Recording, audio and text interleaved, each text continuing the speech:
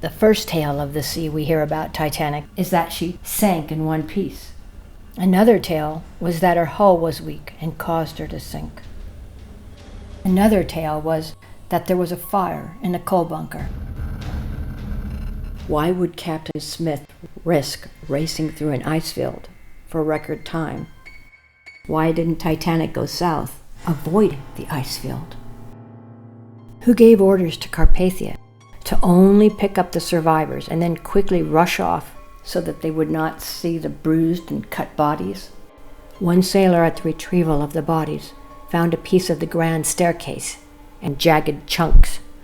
He hid it underneath his jacket, and he said, "This looks like it must have exploded." What could set off a big enough explosion to tear her from hull to hull, the entire width of the ship shredding outwards?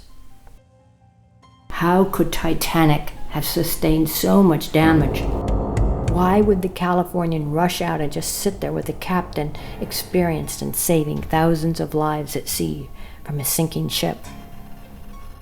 Why didn't the Californian respond? Why didn't Titanic break at the expansion joint? This would be the logical place for her to break into. Here we see she broke farther down, closer to the stern. We see the expansion joint is in perfect condition. Lawrence Beasley, a science teacher and a credible witness and survivor of Titanic, said Titanic had a list to port. Many of the women complained to Captain Smith that they felt vibrating during the voyage.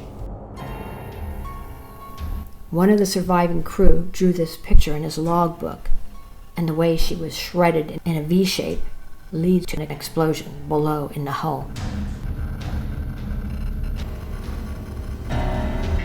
The notorious banking titan J.P. Morgan was supposed to board Titanic. Morgan canceled at the last minute, claiming ill health. Yet, he was seen perfectly well with his mistress in France on the very day. Was Morgan involved in the sinking of Titanic? Why would the Californian just sit there with no other cargo, with no other passengers, just 3,000 sweaters and blankets and brandy? Captain Lord tore out pages of his logbook and were never found. What did they say? What did they prove? Many more details and much more of the story awaits you in the pages of Titanic A Perfect Crime.